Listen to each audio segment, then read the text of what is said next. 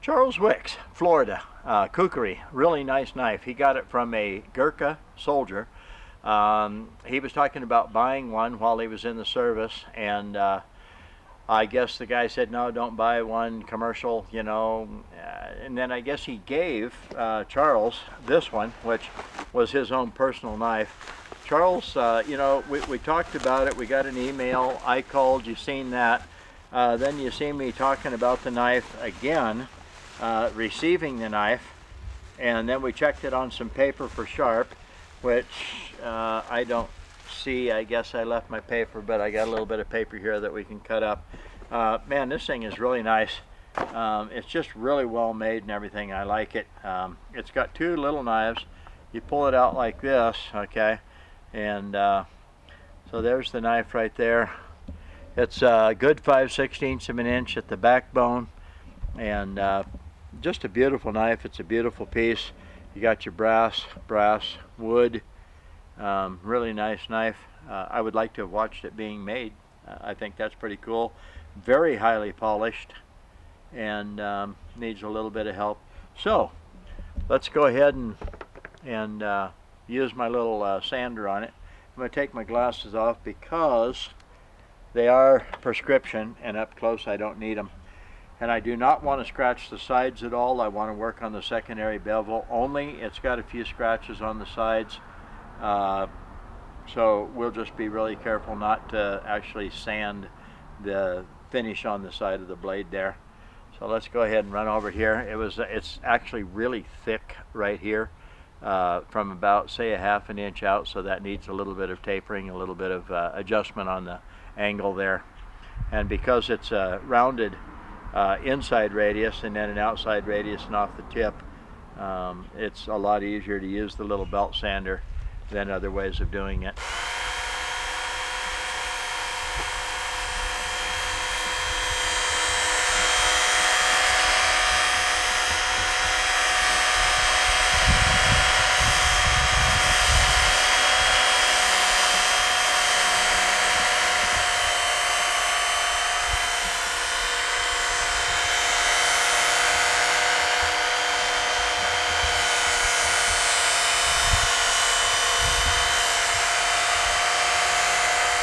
It is definitely a high carbon blade because I can see the sparks just flying off of it.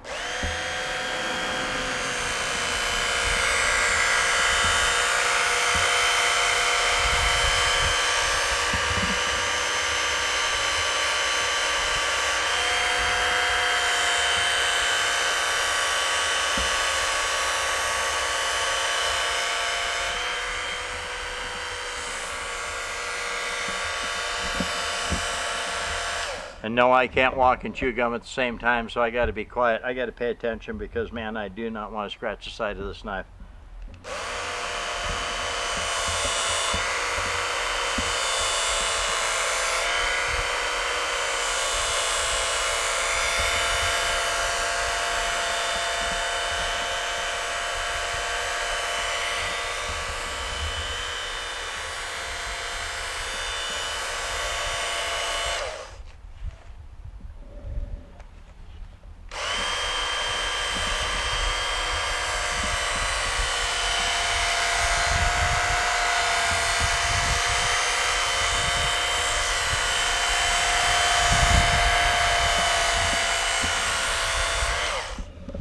Okay, one more little pass on the other side.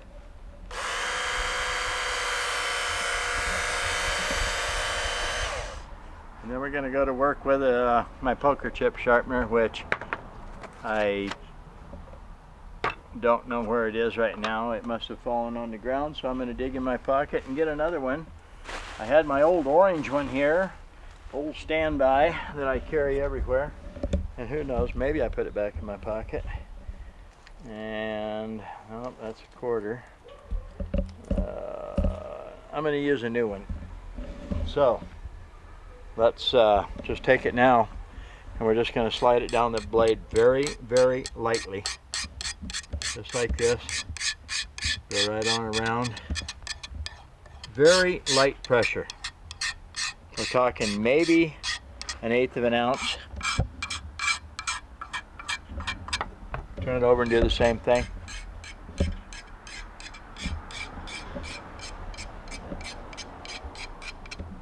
And then we're just going to go right on out, drop it off the tip, just like that. Right off the point of the blade.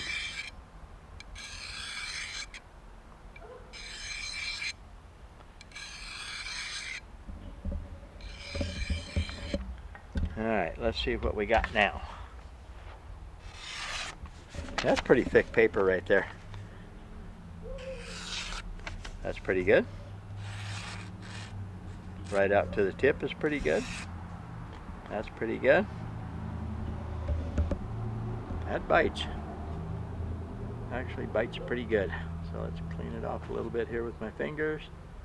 Right in here, I believe, right in there, needs just a little bit more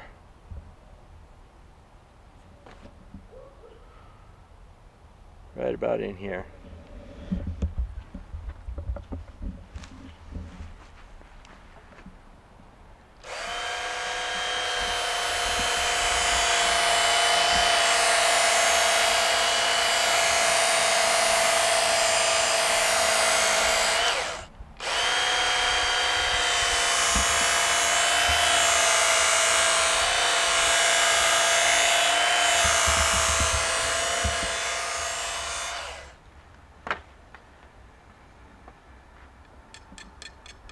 Kind of a thick blade.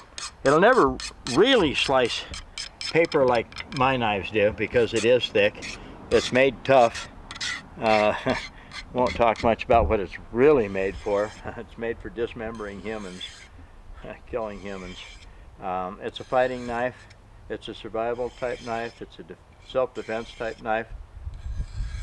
And it's big enough and heavy enough to get the job done. So we're going to leave it just a little bit thick.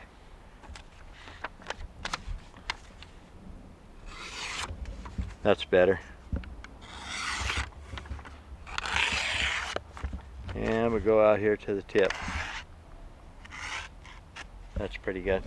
So we do the fingernail check. Oh, that does not slide, but man, does it take. Now we go back here. Okay. When you set it down on there, the weight of the knife, that's really stuck.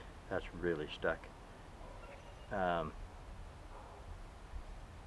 You got to touch it lighter and lighter because it really grabs the fingernail.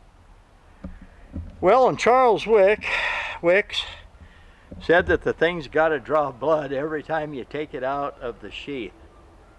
I've never done this in my life, and I'm not sure I got the guts to do it right now. But supposed to, I guess, cut myself with it. Where's the willing subject? This is nuts. So let's see if we can just draw a little blood and not too much. God, I don't know about this.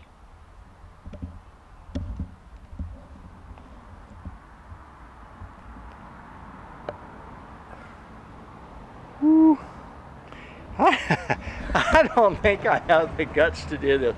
Because you know what? Once that breaks the skin, it really is going to cut. To deliberately cut myself, cut my own finger, I don't know whether I can do that or not. So you know what, Charles? We're just going to have to send it home this time with no blood on it, unless I find me a chicken. So, sharpensbest.com. Charles Wicks, Florida. Here's your knife. We're going to send it back to you, and it is bite, bite, bite sharp. Take care and have a good day. Bye.